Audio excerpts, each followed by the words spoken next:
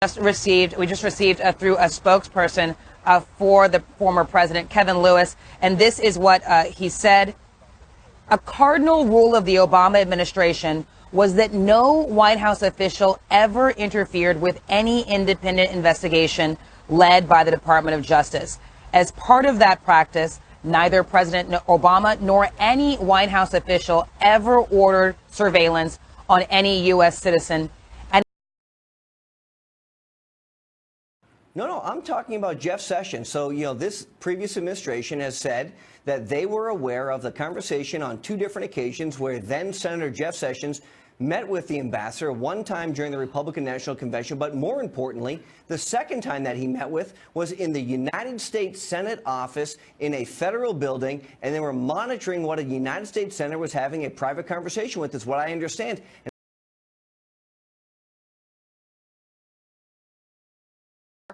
And now FBI Director James Comey is taking his concerns about it straight to the Justice Department.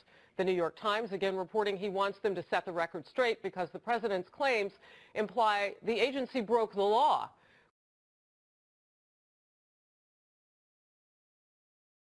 Tapping, I guess, by, this past administration, at least we have something in common, perhaps.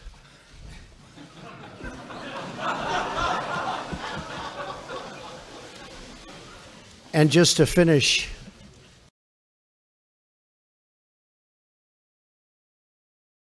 language when you look at a tweet, but I think wiretapping probably to Donald Trump meant spying, and I think Donald Trump or the campaign also probably meant Mike Flynn. So I think really we're arguing circles around something that most people are admitting that somebody was spying on the Trump campaign, and that actually Mike Flynn lost his job because of an illegal felony in which somebody released the results of spying on the Trump campaign. All right.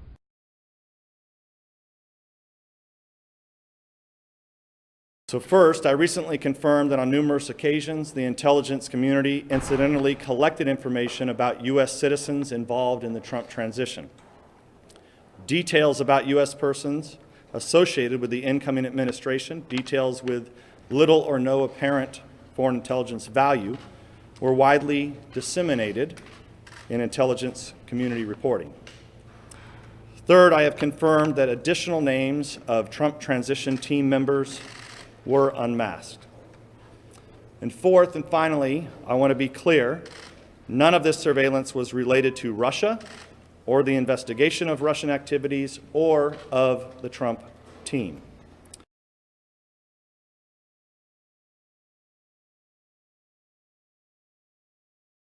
But you admit it's all you have right now is a circumstantial case. Actually, no, Chuck. I can tell you that the case is more than that, and I can't go into the particulars, but there is more than circumstantial evidence now. So, again,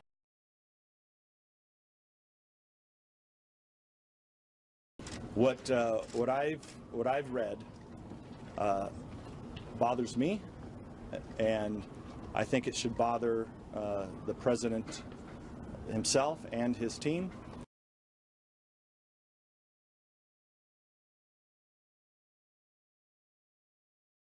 I know nothing about this. I was surprised to see reports from Chairman Nunes on that count today. Really don't know to what Chairman Nunes was referring. I was not aware of any orders given to disseminate that kind of information.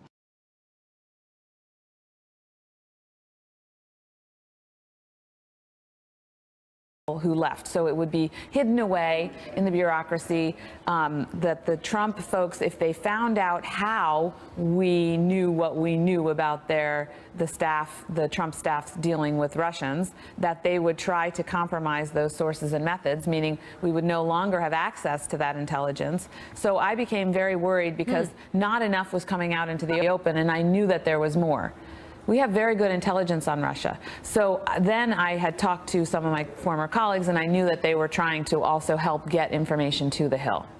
A lot going on today. Yeah. Mark, that's why you have the leaking.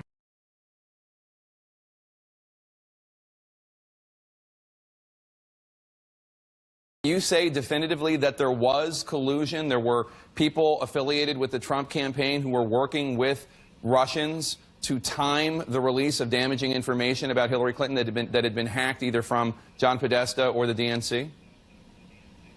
I don't think we can say anything definitively at this point.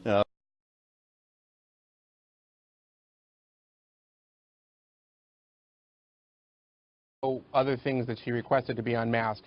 But the way I understand this is that the National Security Council staffer who was brought in for Trump, who was doing a review of the unmasking policy, noticed an anomaly in the patterns of requests from Susan Rice to unmask the names that were incidentally collected in summaries of basically raw intelligence of monitored communications.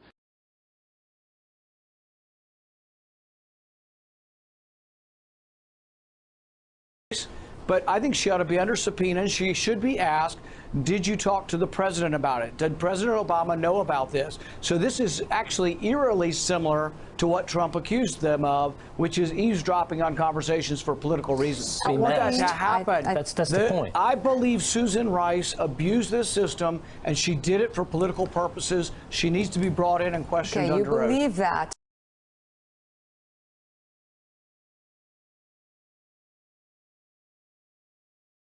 In one case, they are alleging in the Daily Caller that there was a spreadsheet that you put out of all of these names. Absolutely false. And circulated. No spreadsheet, nothing of the sort. And let me also elaborate. Did you seek the names of people involved in, to unmask the names of people involved in the Trump transition, the Trump campaign, people surrounding the president-elect?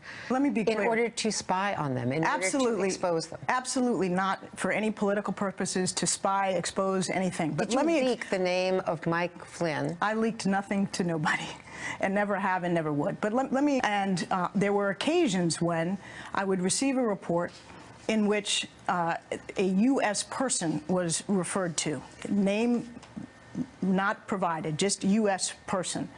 And sometimes in that context, in order to understand the importance of the report and assess its significance, it was necessary to find out or request the information as to who that U.S. official was.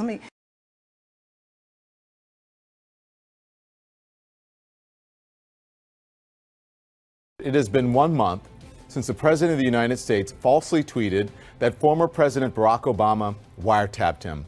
1 month later, the White House and the President are still trying to make a lie true. The Washington Post today calls the latest claims about Susan Rice anatomy of a fake scandal ginned up by right-wing media and Trump. So let us be very clear about this. There is no evidence whatsoever that the Trump team surveilled or was spied on illegally. There is no evidence that backs up the president's original claim. And on this program tonight, we will not insult your intelligence by pretending otherwise, nor will we aid and abet the people who are trying to misinform you, the American people, by creating a diversion. Not going to do it.